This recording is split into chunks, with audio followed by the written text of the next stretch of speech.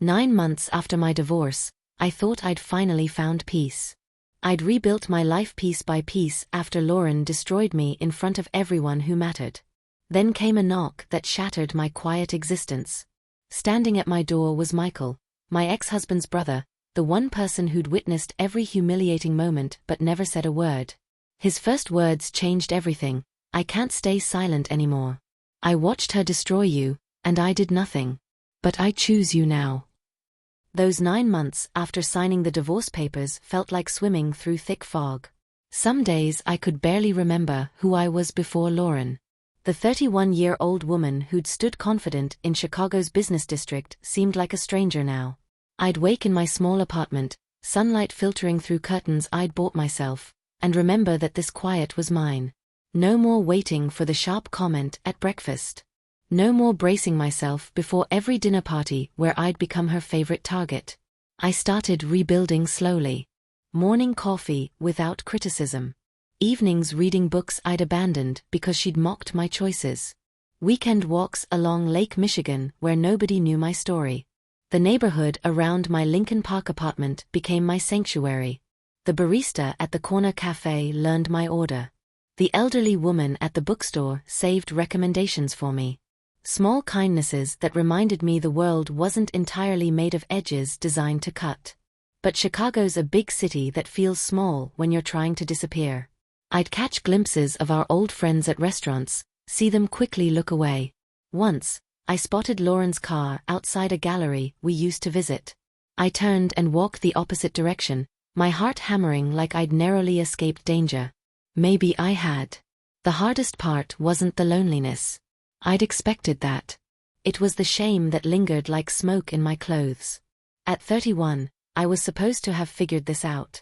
How had I let someone make me so small? How had I smiled through years of being the punchline while everyone laughed? The questions circled endlessly, vultures over something already dead. I started seeing a therapist. Dr. Chen's office became the only place I could speak the whole truth. She never looked at me with pity, only patience. Week after week, I unpacked the weight I'd carried. The jokes that weren't jokes. The public humiliations disguised as teasing. The way Lauren had trained everyone around us to see me as less than.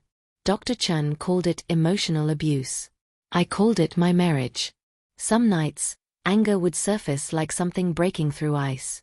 I'd pace my apartment, furious at myself for staying so long, for believing her promises to change, for thinking love was supposed to hurt that much. Other nights, I felt nothing at all, just emptiness where a life should be. Both felt equally terrible. But slowly, imperceptibly, something shifted. I started making plans beyond next week. Signed up for a pottery class I'd always wanted to try. Reconnected with my college roommate who lived in Evanston. Applied for a promotion at work I'd been too diminished to pursue before. These weren't grand transformations. They were small declarations that I still existed, that I could want things again. 9 months. That's how long it took before I could look in the mirror without seeing her criticism reflected back. Before I could eat dinner without her voice in my head cataloging my failures. Before I could breathe without permission. I thought I'd found my footing. I thought the worst was behind me. I had no idea that everything was about to change again. The knock came on a Tuesday evening. I almost ignored it, assuming a delivery I hadn't ordered. Chicago apartments get random knocks. Neighbors, solicitors, people at the wrong door. I was halfway through a novel, curled on my couch with tea, perfectly content in my solitude. The knock came again, more insistent. When I opened the door, my breath caught. Michael stood there, and for a moment I couldn't process what I was seeing. My ex-husband's brother, the quiet one who'd always lingered at the edges of family gatherings, watching but rarely engaging. I hadn't seen him since the divorce was finalized. Hadn't expected to see him ever again. He looked different. Older maybe, or just more present. His hands were shoved in his jacket pockets, but I could see tension in his shoulders. His eyes held something I'd never noticed before, determination mixed with what looked like regret. "I know I'm the last person you want to see," he started, his voice steady despite the obvious nerves. "But I need to say something I should have said a long time ago." I stood frozen in the doorway, my mind racing through 1,000 possibilities. Was Lauren sick? Had something happened? Was this some elaborate setup? I watched what she did to you, Michael continued, his words coming faster now. Every family dinner, every gathering, every time she made you the target of her jokes. I saw how you'd smile through it, how you'd pretend it didn't hurt. And I said nothing. I stood there like a coward and let it happen. The late afternoon sun cast long shadows across my doorway. Somewhere down the hall, a neighbor's television murmured. Traffic hummed from the street below. But all I could hear was my own heartbeat thundering in my ears. Why are you here? I managed to ask, my voice barely above a whisper. Because I can't carry this silence anymore. His eyes met mine, unflinching. You deserved someone to stand up for you, and I failed. But I'm here now, and I need you to know something. He took a breath. I choose you. Not out of pity, not to fix what my brother broke. I choose you because you're the strongest person I've ever known, and you deserve to hear that from someone who watched it all. He stood slowly, maintaining distance but holding my gaze. It means I choose you. Your truth. Your reality. Your side of the story. It means I'm done being silent, and if that means my family stops speaking to me, then that's what it means. They're your family, I said. And you're a person who deserved better, he replied. One of those things matters more to me. Michael left that evening after we'd talked for hours, the sky darkening outside my windows as we unpacked years of unspoken truths. After he was gone, I stood at the door for a long time, my hand still on the knob, my mind spinning with everything he'd said. I choose you. The words echoed through my apartment, filling spaces I didn't know were empty. Sleep didn't come that night. I lay in bed watching shadows shift across my ceiling, testing his words for cracks. Was this real? Or was I so starved for validation that I was reading meaning into simple kindness? By dawn, I'd convinced myself a dozen times that I'd misunderstood, that he'd meant it all platonically, that I was foolish for hoping otherwise. But then he called the next day. I know that was a lot yesterday, he said, his voice careful. I don't want you to feel pressured. I just need you to know I meant every word. We started meeting for coffee. Simple, public, nothing that could be misconstrued. A cafe near Millennium Park became our spot. We'd sit by the window and talk about everything except the obvious thing growing between us. He told me about his work as an architect, showed me sketches of buildings he was designing. I told him about my pottery class, how I'd thrown my first successful bowl last week. We talked about books, music, the way Chicago felt different in autumn. But underneath every conversation ran a current we both felt but didn't name. The way his hand would brush mine when passing the sugar. How my breath would catch when he laughed at something I said. The looks that lasted a beat too long before one of us glanced away. This is dangerous, I told him one afternoon, 3 weeks into our careful dance. You know that, right? Michael stirred his coffee slowly. I know. Your family will hate me more than they already do. They'll think I seduced you or something equally ridiculous. Let them think whatever they want, he said. I'm tired of living my life worried about what they think. But they're your family, I repeated. And he stopped, seeming to choose his words carefully. You're someone I can't stop thinking about. Someone I wish I'd had the courage to know better years ago. Someone who makes me want to be braver than I've been. My heart hammered against my ribs. Michael, we can't. Your brother. My brother, he interrupted gently, destroyed something precious because he didn't value it. That doesn't mean I can't recognize what he lost. People will talk, I said weakly. People already talk about you, he replied. Lauren made sure of that. At least this time, you'd be living your truth instead of her lies. He had a point. My reputation had already been shredded by Lauren's version of events. What did I have left to lose? Still, I made myself say it. I need time. This is all happening too fast. 9 months ago, I was married to your brother. I can't just. I'm not asking you to, Michael said. I'm just asking you to let me be part of your life. However that looks. Whatever pace feels right. I'm not going anywhere. And he didn't. Over the next weeks, we fell into a rhythm. Coffee dates became dinner dates. He started picking me up from my pottery class. I met him after work sometimes, and we'd walk along the riverwalk, watching boats slice through water, talking about nothing and everything. With Michael, I didn't feel like I had to perform. Didn't have to second-guess every word before speaking. He listened like what I said mattered, asked questions like he genuinely wanted to know my thoughts. When I made a joke, he laughed with me, not at me. The difference was intoxicating. One evening, we were at my apartment. He'd started coming over for dinner, nothing elaborate, just simple meals we'd cook together. He was chopping vegetables while I stirred sauce, and something about the domesticity of it made my chest ache. This was what I'd wanted in my marriage. This ease. This partnership. This feeling of being seen as an equal. "What are you thinking about?" Michael asked, catching my expression.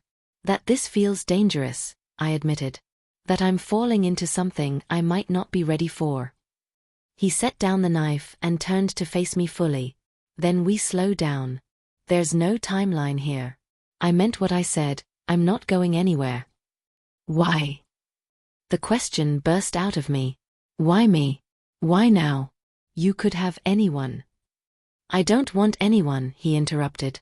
"I want the woman who survived years of being torn down and still had the strength to walk away. I want the person who's rebuilding herself piece by piece because she refuses to stay broken. I want you exactly as you are, with all the complications and history and messiness." I felt something crack open inside me, something that had been sealed shut for self-protection. "I'm scared," I whispered. "Me too," he admitted. "But maybe that's okay. Maybe the best things are a little bit scary." He reached for my hand, and I let him take it. We stood there in my small kitchen, sauce bubbling on the stove, the Chicago skyline glittering through my window, and I let myself believe that maybe, just maybe, I deserved this. The world tilted slightly. I gripped the doorframe to steady myself. This wasn't what I'd expected. This wasn't anything I could have imagined. "I don't understand," I said. "Let me explain," Michael replied. "Please. Just give me a chance to tell you everything I should have said years ago." I looked at this man I'd barely known, who'd been little more than background noise in my marriage. Something in his expression told me this wasn't casual. This wasn't about clearing his conscience. This was something else entirely. Slowly, I stepped aside and let him in. Michael stood in my living room like he wasn't sure he belonged there, his eyes taking in the sparse walls, the second-hand furniture, the careful emptiness of a life being rebuilt from nothing. I poured water into 2 glasses, my hands steadier than I felt, and we sat across from each other. Him on the couch, me in the armchair that had become my reading sanctuary. For a long moment, neither of us spoke. The silence stretched, but it wasn't uncomfortable. It felt expectant, like the pause before thunder. "Why now?" I finally asked. Michael leaned forward, his hands clasped between his knees. "Because I've spent 9 months watching her rewrite history. She tells everyone you were cold, that you pushed her away, that you were the problem in the marriage. And I've watched mutual friends believe it because they don't know the truth. I can't stomach it anymore." Something in my chest cracked open. "People believe her?" "Some do," he admitted. "The ones who only saw the surface. But I saw everything. I was there at those dinners when she'd casually mention your quirks in that tone that made everyone laugh at you instead of with you. I heard her tell stories about you that twisted reality just enough to make you look foolish. I watched you shrink a little more each time." I wrapped my hands around the glass of water, needing something solid to hold. "Then why didn't you say anything?" "Because I was a coward." The words came out raw. I told myself it wasn't my place, that it was between you and her. I told myself maybe I was reading too much into it, that couples tease each other. But I knew better. I knew what she was doing, and I stayed quiet because speaking up meant becoming her next target. The honesty in his voice pulled at something deep inside me. "You were afraid of her." "Everyone was afraid of her," Michael said. "My brother most of all." "You think he didn't notice how she treated you?" "He noticed. He just chose to look away because confronting it meant admitting what kind of person he'd married." It was easier to laugh along, to pretend it was all harmless fun. I felt tears prick my eyes but refused to let them fall. Do you know what it's like to be torn down by someone who's supposed to love you, and watch everyone around you act like it's normal? I can't know exactly, Michael said quietly. But I saw what it cost you. I watched you lose pieces of yourself. The way you stopped voicing opinions at dinner. The way you check her face before laughing at someone else's joke. The way you disappeared into the background of your own life. His words named things I'd never been able to articulate. The constant vigilance. The self-censoring. The slow erasure of who I'd been before. After the divorce, Michael continued, I kept thinking about all the times I should have pulled you aside and told you that what was happening wasn't okay. That you weren't crazy for feeling hurt. That you deserved better. And the guilt was eating me alive. So this is about your guilt? I asked, hearing the edge in my voice. No. He looked directly at me, and I saw something in his eyes that made my breath catch. This is about you deserving to know that someone saw you. Really saw you. And this is about me finally being honest about something I've avoided for years. What's that? That watching you in that marriage broke my heart, he said softly. That I started finding excuses to skip family gatherings because seeing her tear you down was unbearable. That I'd drive home from those dinners angry at myself, at my brother, at everyone who let it happen. And that somewhere in all of that, I realized you were the most remarkable person in the room, even when she was trying to convince everyone otherwise. The apartment felt suddenly too small, the air too thick.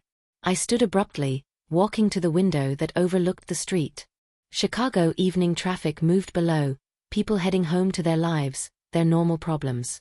I pressed my forehead against the cool glass. You're telling me you watched me suffer for years, and now you want to what? Absolve yourself? No, Michael said from behind me. I want to be honest with you, maybe for the first time ever. I want you to know that her version of events is fabrication. And I want you to know that if you'll let me, I'd like to be the person who stands with you now, the way I should have stood with you then. I turned to face him. What does that mean? The text from Lauren came on a Tuesday morning. I was at work, midway through reviewing quarterly reports, when my phone lit up. I hadn't heard from her since the divorce was finalized. Seeing her name on my screen made my stomach drop. Interesting choice, the message read. Of all the men in Chicago, you had to go after my ex-husband's brother? Pathetic doesn't even cover it. My hands shook. How did she know? Michael and I had been careful, keeping things private, meeting in parts of the city where we wouldn't run into anyone from our old circles. But Chicago's network of gossip runs deeper than its subway system. I called Michael immediately. She knows. I figured she'd find out eventually, he said, his voice steady. Does it change anything? Your family will react however they're going to react, he interrupted. I told you before, I'm done letting fear dictate my choices. But I could hear the tension under his calm. This wasn't just about us anymore. This would fracture his family, turn holiday dinners into battlegrounds, force people to choose sides. The guilt twisted in my stomach. That evening, Michael came over looking tired. My mother called, he said, sinking onto my couch. Apparently, Lauren's been making calls all day. Mom wants to know if I've lost my mind, dating my brother's ex-wife. What did you tell her? The truth. He met my eyes. That I watched Lauren destroy you for years, that the family's version of events is fiction, and that I'm not going to apologize for caring about someone they chose not to see. How did she take it? About as well as you'd expect. She hung up on me. I sat beside him, taking his hand. Maybe we should stop this. Before it gets worse. No. His voice was firm. That's exactly what Lauren wants. She's trying to control the narrative again, make you the villain in everyone's story. I'm not giving her that power. The next day, Michael's brother called me. I stared at the incoming call, my heart racing, before finally answering. This is Lo, my ex-husband said, his voice cold. Going after my family now? What's next, my father? I didn't go after anyone, I replied, surprised by the steadiness in my voice. Michael and I don't want to hear it, he cut me off. You always played the victim so well. Now you've got him believing your version too. My version is the truth, I said. The truth you ignored for years because it was easier. We were happy until you. No, I interrupted. You were comfortable. I was surviving. There's a difference. He was quiet for a moment. Then, Lauren's devastated. I almost laughed. Lauren's angry because she can't control the story anymore. Tell me, did she mention how she spent our marriage making me her personal target? How she humiliated me at every opportunity while you all laughed? That's not how it was. That's exactly how it was, I said. But you'll believe whatever lets you sleep at night. I hung up before he could respond, my hands trembling but my heart oddly light. I'd defended myself. I'd spoken my truth without apology. It felt like shedding a skin I'd outgrown years ago. Michael showed up at my door an hour later. My brother called you. He did. I'm sorry. He had no right. Actually, I interrupted, I'm glad he did. I got to say things I should have said years ago. Michael pulled me into his arms, and I let myself lean into him. They're going to make this hard, he murmured against my hair. I know. Are you sure you want to deal with this? With all of them? I pulled back to look at him. Are you? I've never been more sure of anything, he said. But I need to know you're in this. Because once we're really in it, there's no pretending it didn't happen. I thought about everything I'd survived. The years of diminishment. The divorce. The slow reconstruction of myself. I'd come through fire already. What was a little more heat? I'm in, I told him. Whatever comes. His smile was worth every complication that would follow. The confrontation happened at a place I'd been avoiding for months. My former favorite restaurant in River North. Michael and I were having dinner, celebrating his new project design being approved, when I saw her. Lauren, sitting at the bar with friends, her eyes finding mine across the crowded room. For a moment, I considered leaving. Running like I'd always run from conflict with her. But Michael squeezed my hand under the table, and something in me hardened. I wasn't that person anymore. I wouldn't let her chase me from my own life. She approached our table, her friends trailing behind like an audience she'd recruited. Well, she said, her voice carrying in that practiced way she had. Isn't this cozy? Lauren, Michael said evenly. This isn't the place. Oh, I think it's exactly the place, she replied, her eyes on me. I just want to understand. What exactly did you do to turn his family against him? I felt every eye in the restaurant turn toward us. The old instinct to shrink, to apologize, to make myself small rose up. But I pushed it down. I didn't do anything, I said clearly. Michael made his own choices. After you got your hooks in him, Lauren shot back. You always were good at playing the victim. I guess it finally worked on someone. That's enough, Michael said, standing. His voice wasn't loud, but it carried authority. You spent years tearing her down, and everyone let you do it. Including me. That ends now. Lauren's expression flickered.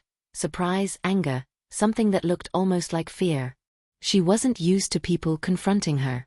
You don't know what you're talking about. I know exactly what I'm talking about, Michael replied. I was there. I watched you humiliate her at every opportunity. I watched you twist stories to make her look foolish. I watched her smile through it because she loved my brother enough to endure it. And I said nothing because I was a coward. But I'm not anymore. The restaurant had gone quiet. Lauren's friends shifted uncomfortably. For once, she seemed at a loss for words. You want to know why I'm with her? Michael continued. Because she's the strongest person I've ever met. Because she survived your treatment with her kindness intact. Because she's rebuilding herself into someone even more remarkable than before. And because I finally had the courage to recognize what my brother was too blind to see. This is ridiculous, Lauren sputtered. You're throwing your family away for the truth, I said, finding my voice. That's what you can't stand, isn't it? That someone finally sees through you. Her face flushed. You're going to regret this. Both of you.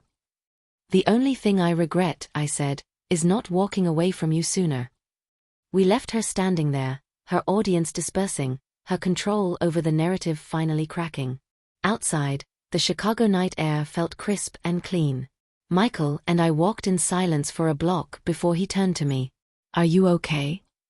I'm better than okay, I realized. For the first time in years, I stood my ground. I didn't apologize. I didn't shrink. I just existed as myself, and she couldn't handle it. He smiled, pulling me close. You were incredible in there. We both were, I said.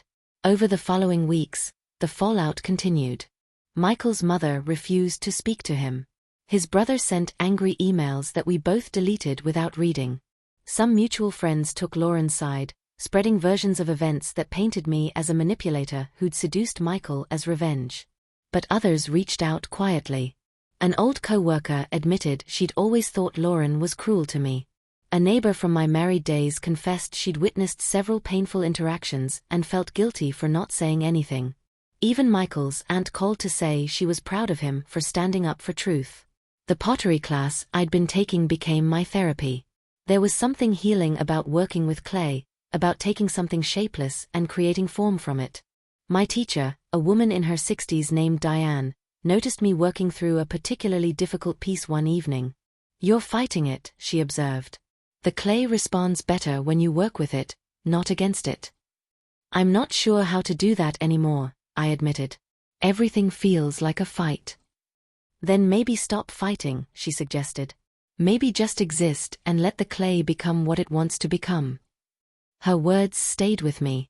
I'd spent so long fighting to save my marriage, fighting to recover from it, fighting against Lauren's narrative. Maybe it was time to stop fighting and just live. That night, I told Michael about Diane's advice. We were in my apartment, cooking dinner together, something we'd started doing regularly. She's right, he said. We don't have to fight them. We just have to live our truth. Eventually, the people who matter will see it. And the ones who don't? Then they don't matter, he said simply. It sounded easy when he said it. But I was learning that truth usually is simple. It's the lies that get complicated. 6 months after Michael knocked on my door, I woke up in his apartment. I'd been spending more nights there than at my own place, to sunlight streaming through windows that overlooked Lake Michigan. He was already awake, sitting by the window with coffee and his sketchpad, drawing something I couldn't see. What are you working on? I asked sleepily. A house, he said, turning the pad to show me. Our house, maybe. If you wanted one. I sat up, fully awake now. The sketch showed a beautiful modern home with large windows and clean lines. Our house. Eventually, he said, setting the pad aside and coming to sit on the bed. I know we're taking things slowly. I know there's still healing happening. But I want you to know I'm thinking about a future. With you in it. If that's what you want. I looked at this man who'd chosen to see me when everyone else looked away. Who'd risked his family's approval to stand in truth. Who'd shown me that love could be gentle, that partnership could be equal, that I could be myself without fear. I want that, I said. I want a future with you. His smile made my heart expand. No rush, he said. But I needed you to know I'm serious about this. About us. Later that morning, we walked along the lakefront. Spring was arriving in Chicago, trees budding, people emerging from winter hibernation.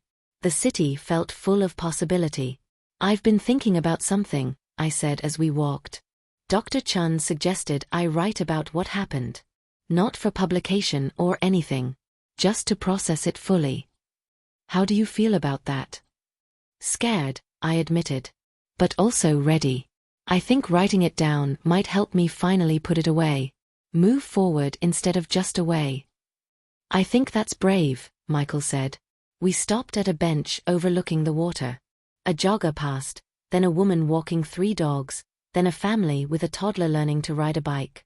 Life continuing, people moving through their own stories. Do you ever regret it? I asked. Choosing me over them? Never, Michael said without hesitation. You know what I regret?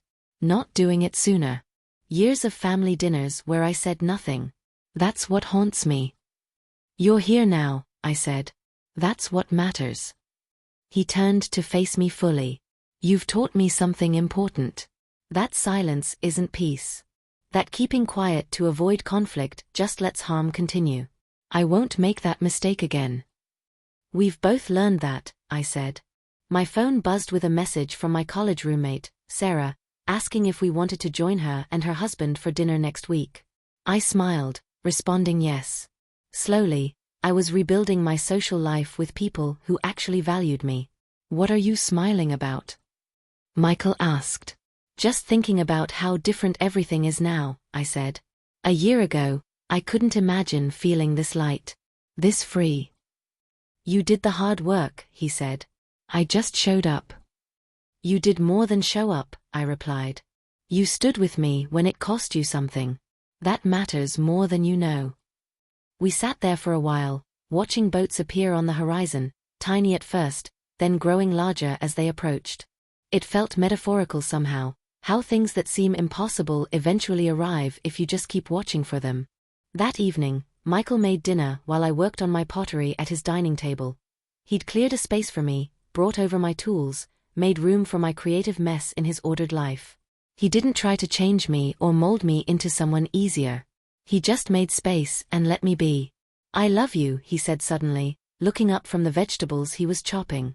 I should have said it before now, but I wanted to be sure you were ready to hear it. My hands stilled on the clay. The words hung in the air between us, true and terrifying and perfect. I love you too, I said, meaning it completely, even though it scares me. It should scare you a little, he said, coming over to sit beside me. After what you survived. But I promise you, this kind of love isn't what you had before. This is the kind that builds instead of destroys. He was right. With Lauren, love had meant diminishment. With Michael, it meant expansion. Love that gave space instead of taking it. Love that saw my whole self and wanted all of it. I'm ready, I told him. For all of it. The future you drew. The life we're building. I'm ready to stop surviving and start thriving. His kiss tasted like promise and possibility and home. 2 years later, I stood in the house Michael designed for us, watching Lake Michigan through floor-to-ceiling windows. My pottery studio occupied the sunny corner room. His architecture office took up the converted garage. We'd built something beautiful from broken pieces. Lauren married someone else last year, I heard through the grapevine. Her husband seems nice in photos, though I wonder if he knows who she really is yet. I don't wish her harm. I just wish her gone from my thoughts, and mostly she is. Michael's mother came around eventually, especially after his aunt explained what she'd witnessed. His brother still doesn't speak to us, but his father sends Christmas cards now. Small mercies. The truth is, I don't need their validation anymore. I know my story. I lived it. And I survived it. Some days I still catch myself checking my words, monitoring my behavior, bracing for criticism that doesn't come. But then Michael looks at me with eyes full of genuine love, and I remember, this is different. I am safe. I am valued. I am enough. The woman who opened her door to Michael that evening feels like a different person now. She was. I'm someone new. Someone whole. Someone who finally chose herself.